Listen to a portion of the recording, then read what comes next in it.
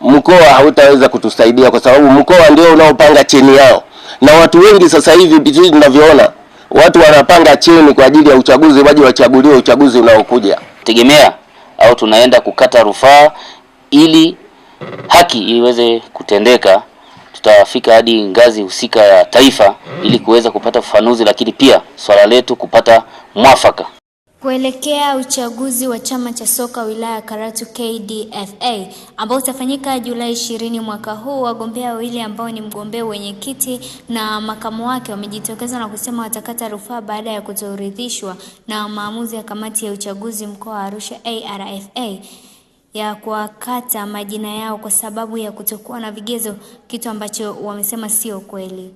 Wagombea hao ambao ni Ismail Kisoli, mgombea wenyekiti, na Godluck Sanka, mgombea nafasi ya makamu mwenyekiti, wakizungumza na waandishi wa habari wamesema hawajaridhishwa na maamuzi hayo, huku akiomba shirikisho la soka Tanzania TFF kuingilia kati suala hilo baada ya kuona chama cha soka mkoa wa Arusha ARFA wanahusika na suala la kuvuruga uchaguzi huo. Kwa upande wake, Athman Sevingi almaarufu Magwero amezungumzia jambo hilo, huku akizungumzia masuala ya rushwa kwenye uchaguzi huo. Akizungumza na mwandishi wetu Godson Jackson kwa njia ya simu ili kuzungumzia sakata hilo, mwenyekiti wa chama cha soka mkoa wa Arusha na yeye akatolea ufafanuzi suala hilo, huku akionyesha kutokuwa na majibu ya kueleweka. Kutoka hapa wilayani Karatu mkoa wa Arusha, mimi ni sports lady wako Hidaya Hassani na hii hapa ni Mvumo TV. Mimi naitwa Godluck Ezekiel Sanka, mgombea nafasi wa makamu mwenyekiti KDFA chama cha soka wilaya ya Karatu. Kulingana na taratibu na kanuni walizozitoa, nimeona na sifa hizo na nimedumu kwenye mpira ndani ya Karatu na nje kwa zaidi ya miaka 10. Nimecheza ligi za wilaya, ligi ya mkoa, lakini pia nimeweza kuanzisha timu yangu nikiwa na wadau wenzangu ikiitwa Tuokotane FC, lakini kulingana na mtazamo wa kwetu tuliendelea kupambana hadi mwaka 2022 tuliweza kupata usajili kamili kutoka Baraza la Michezo la Taifa kwa maana ya BMT. Lakini lilipokuja swala la kugombea nafasi ya uongozi ndani ya wilaya ya Karatu, kwa kuwa na sifa hizo nimejitokeza kugombea. Lakini bahati mbaya sana, baada ya wenzetu kugundua kwamba na sisi ni moja ya watu wanaogombea, tumekutana na wakati mgumu sana, hasa katika uchukuaji wa fomu. Fomu zilianza kuwa bei ghali, lakini tuliendelea kupambana kutafuta hizo hela, tukafanikiwa. Lakini siku ambayo tunaenda kuchukua sisi fomu, tumefika ofisini zaidi ya masaa mawili hakuna mhudumu ofisini. Badala yake hao viongozi waliomaliza muda wao, tumemtafuta mhudumu, akatuambia yeye alitoka kidogo, alirudishia mlango wa ofisi, lakini alikuja mjumbe ambaye amemaliza muda wake na kufunga ule mlango, na yeye alishakuwa amemaliza muda wake, hakutakiwa kuendelea kuingia ndani ya ofisi ile. Lakini tulihisi pia yeye atakuwa ni sababu ya kukwamisha, lakini tuliendelea kuwa vumilivu, tumekaa na kusubiri mpaka walipofika. Tukachukua fomu hizo, tukajaza, tukazirejesha. Lakini tumesubiri mpaka siku ya usaili umekamilika, tukasubiri fomu zetu kurudishwa kwa maana ya usaili umekamilika, lakini tumekuta majina yetu yamekatwa. Sasa hii inaonyesha kwamba kamati iliyoundwa kwa ajili ya kusimamia swala hili hawakuwa serious na kazi wanayofanya, au walikuja kwa maelekezo maalum. Lakini hata hivyo, kamati hii wakati inakuja imeongozana na mjumbe tu mkubwa ndani ya mkoa akiwa ameambatana nao. Lakini baada ya kufika maeneo ya ofisi ya KDFA akashuka, akaondoka, hatujui alikoenda. Lakini tulipata mashaka kama na yeye alikuwa amemaliza muda wake na sio moja ya wanakamati, alikuja kufuata nini. Lakini mtu huyo baada ya fomu kurudi, tulitegemea kupata barua za usaili. Nilitafutwa masaa mawili mbele kwamba kama namba yangu ya WhatsApp ninayoitumia ni hiyo, ili niweze kutumiwa barua ya usaili kwamba utakuwa ni lini na ni saa ngapi, lakini kabla ya kumjibu niliwasiliana na wenzangu kwamba kama na wenyewe na taarifa hizo hawakuweza kuzipata, lakini ilichukua takribani masaa mawili mpaka wenzangu nao wanapata hizo taarifa, na mimi nilipata wasiwasi kwa nini natafutwa na anayenitafute sio mhusika wa kamati, sio mwanakamati, ni mjumbe ambaye nafikiri amemaliza muda wake, lakini anaendelea kuwa karibu sana na hiyo kamati. Lakini kwa haya yanayofanyika, nafikiri wadau wa soka lakini pia na ngazi za juu ziweze kutusaidia na swala hii pia waliangalie kwa ukaribu, kwa nini tumekuwa na mazoea ya kuchaguliwa viongozi badala ya vilabu kupata watu wao wanaowapenda au na wanaowakubali kwamba wanaweza wakafanya kazi yao kwa umakini na kuleta mafanikio ndani ya wilaya yetu ya Karatu. Mimi nimeongoza mpira wa Young Generation tangu 2019 kwa kuchaguliwa, sio kupigwa kura. Kwa kupigwa kura paka miaka 4, maana katiba ya Young Generation na katiba ya zingine vinafuata katiba mama ya TFF ambayo ni kiongozi lazima adumu miaka 4 angalau uweze kwenda, yani katiba ya kila club angalau iweze kwenda nje na katiba ya TFF ambayo nataka unapochaguliwa miaka yako ikifika miaka 4 unaweza kukaguliwa tena kuendelea. Lakini mimi nilifika miaka 4 nilimaliza mpaka nimehitimisha kutoka 2019 tarehe 28 mwezi wa 9 mpaka 2019 mpaka 2023 nilikuwa nimemaliza miaka 4. Kwa kigezo kile cha mpira kusema kwamba lazima umejihusisha na mpira angalau miaka 2. Nilikuwa kimekikizi. Sasa nashangaa kwenye Swahili limepita. Kwenye jina baada ya usahili halipo. Sababu zipi? Sababu zile ambazo tumezinyesha tumezijaza kama zilivyotakiwa. Je, watu na pia sijapata taarifa. Lazima unipe taarifa kwamba bwana kuna sababu hizi 1 2 3 kulingana na fomu ile ambayo umetanisha kwamba ile tupatangazo kwamba mgombea lazima ana sifa hizi na hizi. Katika sifa hizi disqualified. Hizi kulingana na hivyo hatujatendewa haki, sababu kuna vitu watu wanapanga mgombea awe fulani.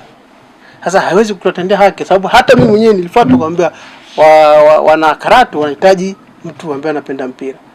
Mtu ambaye anaweza kuwasaidia kwenye mpira. Lakini ndio hicho kilichofanya. Mimi nimeombwa na wana Karatu. Vilabu wameniomba bwana sisi tunaomba tuongoze kwenye vilabu. Na mimi nikapata nia na kusema kumbe sifa ndio hizi nikajaza fomu yangu. Sasa kichashangaza jana Bajilo amekuwa na kwanza fomu yani majina ya usahili yameletwa usiku saa 6. Tunaviziana nini? Mpira mwenyewe ni furaha, furaha amani. Kwa nini tuviziane? Watakiwa kulingana na zile kalenda kwamba natakiwa muda wa kazi ni kuanzia saa 2 mpaka saa 10:30. Huo siku ulikuwa ni nini? Kwa kuna vitu vinaendelea sio vizuri, hatujatendewa haki. Kwa mimi sitatendewa haki. Lazima watu wate haki. Hata yule mgombea wanaompitisha. Sisi hatujui kama anafanya mpira wapi. Aje aseme kwamba jamani mimi nimefanya mpira klabu fulani au amecheza wapi. Amecheza mpira wapi. Amweke kwa nini washinde tupeleke kwenye kura watu wapige wachague mtu anamtaka. Kisha maliza hapo watu wachagua. Sasa kwa nini wanatamua kupitisha kwa nguvu? Na hatuwezi kwenda kwa namna hii. Kwa kiongozi mzuri ni yule ambaye watu wanamtaka awaongoze watu. Sio yeye anataka aongoze watu. Kwa hili lilofanyika kwa kweli alijakuwa wazi. Imekuwa na maelekezo labda mkoa unafanya hivi kwa manufaa haya, lakini kwa sisi kwa mimi yani nitakuwa kila mtu ana haki. Atendewe haki kulingana na nini? Sisi rai yangu wagombea wote turudishwe. Tupelekwe kwenye kupiga kura. Nyingine kiendelee. Hasa unatoa sababu zipi? Yaani sababu ulizoziweka hata zionyesha mbona nimezifilifili, nimejaza ziko zote nimejaza. Barua utambulisho unaupo. Mimi ndizambalo nilichaguliwa 2020 mwezi wa 9 zipo. Inatokeaje? Yaani anakuwa na sababu zipi? Mimi Mtanzania. Mtanzania labda zingesema labda wewe ni Mkongo au hapa hata tunaposema Mtanzania anasubiri kuchaguliwa. Kila mtu ana haki ya kuchaguliwa. Kwanza la pili kilicho kamati ilichotukosea baada ya kuchukua fomu lazima majina yale watakuwa bandiko kwenye nini? Kwenye bao. Kwa majina waliochukua fomu ni hawa. Si ndio? Ile halikufanyika. Kama mfano mwenyekiti tulikuwa wawili, makamu wawili, mjumbe kama tukuu wa mkoa Arfa wawili, itakuwa wote ielezeshwe bwana imeshaandikwa. Baada hapo muda uliopo katika ratiba ionyeshwe kama ratiba hao ndio walichukua fomu. Lakini kwenye nafasi yetu tulikuwa watu wawili. Mbona apige mtu wao? Tunaamini mtu wao sababu hana yani kukiangalia vigezo. Sisi hatuvioni. Wagombea wa nafasi ya mwenyekiti walikuwa ni wawili. Mimi ninayemtambua ni mmoja Ismaili. Lakini kuna mwingine anaitwa Sambode Sarawat kama sikosei.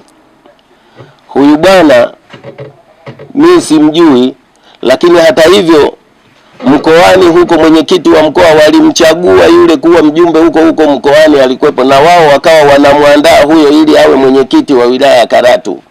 Kitu ambacho yani sicho kabisa. Sasa wangelikuja basi wagombea wawili, lakini wao walivyofika huko wakamuondoa yule mgombea ambaye anakizi vigezo vya kwenye uchaguzi kuchaguliwa, wakamweka mtu ambaye hajatokea kwenye klabu yoyote, hashiriki kwenye michezo yoyote, kwa sababu hata sisi viongozi wa vilabu hatumjui huyo bwana.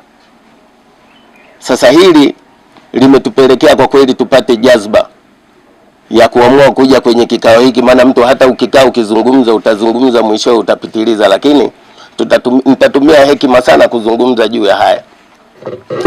Sasa wao kama imekuwa hivyo, huyu bwana amekuwa wakaamua kumteua yule ili apite bila kupingwa. Kwa hiyo wamemtoa yule anayekubalika ambaye ana klabu na ameshashiriki kwenye michezo, tunashirikiana naye kila wakati, maana wote tulikuwa ni viongozi kwenye vilabu vyetu. Lakini wamemuondoa kwa sababu huyu ataleta pingamizi kwa yule ambaye waliyemwandaa. Lakini haya yote bado huko mkoani viongozi wa ngazi za juu wa mkoa wao wanasema kwamba wao wanafahamika kule, hata rais wa TFF anawatambua wao, kwa hiyo wao watakuwa wanafuata taratibu zao zilivyo. Sasa na sisi tunataka tuulize, TFF ndio wenye mpira huku, kwa sababu unakuta huku kwenye hizi wilaya zetu kuna watu mpira wanachanganya na siasa. Mpira hauko pamoja na siasa. Kwa hiyo tunarudi sasa na sisi, hata rais wa TFF ajue hili pamoja na katibu mkuu, waelewe kwamba sasa hivi tunahitaji sisi kama ikiwezekana wao waweze kusitisha huu uchaguzi huu unaendelea, taratibu hizo, ili wao watuletee hata mtu wa kusimamia kamati itoke huko ili isimamie uchaguzi huu uwe wa halali. Mimi nimekaa kwa muda wa uongozi huu, watu wanapanga, kila mtu anachagua timu yao, timu hii safari hii ipite, timu hiyo ndio inayopiganiwa mpaka ipite, na hicho ndicho kinachoua mpira wa Arusha. Tusipokuwa makini kuangalia viongozi wenye mtazamo wa maendeleo, mkoa wa Arusha hautakuwa na timu kwenye ligi ya ya Tanzania. Hizo ambalo ni kubwa, uongozi wa mkoa unapanga stafu ambayo iweze kwenda kumchagua mwenyekiti wa mkoa, yani na mstiri tu kutaja jina lake mwenyekiti wa mkoa, kila mtu anamjua ni mjema. Kwa hiyo wanatengeneza safu kwa ajili ya kumchagua kiongozi huyo wa mkoa. Na hili tatizo la Karatu ambalo linatokea kwetu limetokea katika wilaya zote. Ukienda Alimero tatizo hili limegusa, ukienda Monduli tatizo hili limegusa, ukienda Longido ndio hivyo, watu mpaka vyumbani wamefanyia nani tatizo hili limesumbua kwa njia hiyo. Sasa sisi tunaomba tusaidiwe. Kama wenzetu hawakupiga kelele, sasa sisi ya kwetu sasa imekuwa ni ngumu kwa sababu tumeshikwa pabaya. Kuna jambo ambalo lakushangaza zaidi. Mjumbe amejaza nafasi ya kugombea ujumbe wa mkoa, lakini mjumbe huyo kabadilishiwa huko na kamati ambayo imetoka mkoani kugombea ujumbe wa kamati ya kamati tendaji ya wilaya, ili kwamba yule mwingine mgombea mwenzake awe wa kupita bila kupingwa. Kwa hiyo wajumbe wote walioenda kule, hao waliotenguliwa, waliobaki wote ni wa kupita bila kupingwa. Sasa huu ni uchafu ambao umepita. Tunaomba taifa utusaidie tutoe uchafu huu. Ukitazamia kwamba mpira wa Karatu utaongozwa na watu wa Karatu sio wa mkoa, kwa sababu viongozi wa Karatu ndio wanaowajua wajumbe wao au vilabu vishiriki katika wilaya hii. Usingetafuta viongozi wa kamati ya uchaguzi kwa uliza. Washauliza kamati ya uchaguzi. Mimi ni mwenyekiti wa kamati ya uchaguzi. Mimi ni katibu wa kamati ya uchaguzi. Mimi ni mjumbe wa kamati ya uchaguzi. Sasa utaratibu uko vipi huo? Maana ni kama vile kuna mkanganyiko fulani hivi ambao haueleweki huko. Mkanganyiko gani? Haya, niulize swali, mkanganyiko wa kivipi yani? Kwa kamati ya uchaguzi ya mkoa kwenda kusimamia uchaguzi? Hapo ndio nilikuwa nataka kujua kwamba kamati ya mkoa kwenda kusimamia uchaguzi wakati kule kuna kamati yao ya uchaguzi Karatu. Iko hivi, Karatu walikuwa wafanya uchaguzi kuanzia mwaka jana. Hawakufanya uchaguzi na barua waliandikiwa na Arfa. Sisi wale ni wanachama wetu. Fanyeni uchaguzi, hawakufanya uchaguzi. Ikafikia muda wao umesha madarakani. Tukawaambia tumeni kamati ya uchaguzi. Si kwamba tunaongea kwa mdomo, kwa barua, kwa maandishi. Tukawaambia kwamba tumeni kamati ya uchaguzi. Hawakutuma, muda umeisha wa kwao. Muda ukiisha kwa utaratibu huwezi kaunda kamati kama vile Arusha mjini nilivyokuambia. Kwa mujibu wa taratibu kamati ya mkoa inaenda kusimamia uchaguzi. Leo hii kamati ya uchaguzi ya mkoa inaomba vilabu vinavyokuja kupiga kura kutoka kwa wale viongozi waliokuwa madarakani. Naam. Mimi wakati naingia madarakani, uchaguzi wangu ulisimamiwa na TFF. TFF ndo walikuja kusimamia uchaguzi. Kwa hiyo rudini kwenye katiba, someni mdogo wangu, au watakutumia, watakudanganya, watakufidi uongo, watakunini mwisho wa siku wewe unatakiwa uwe sini ya mwandishi wa habari. Narudi niulize katiba ibara ya ngapi inasema hivi na hii nini inasema hivi. Mdogo wangu, this is not a politics. A football is a science and art. Sawa mwenyekiti. Wao wanachotaka kukifanya hawa ni kuwaaminisha watu uongo ambao uliokuwepo. Na mimi bahati nzuri sijui hata vilabu vinavyopiga kura Karatu, na hata kamati ya mkoa haijui, inaenda inafanya kazi kwa kushirikiana na viongozi waliokuwa madarakani. Katibu alienda Karatu saa 6 usiku akapeleka majina. Lini? Walisema katibu Tony walienda saa 6 usiku kwa Karatu kupeleka majina saa 6 usiku wakati muda wa kazi saa 12. Jamani, acheni zambi. Alienda lini katibu? Katibu yule anafanya kazi za utalii. Kuna uwezekano kama gari yake ilikuwa imeharibika kule Karatu, kama alikuwa kule Karatu, kwa hiyo akatazwa asifike Karatu. Karatu si center ya utalii. Issue kubwa anasema kwamba alipeleka majina hiyo saa 6 usiku. Katibu anahusika nini na majina? Katibu anahusika nini? Wana ushahidi, walete ushahidi kwangu mimi hapa.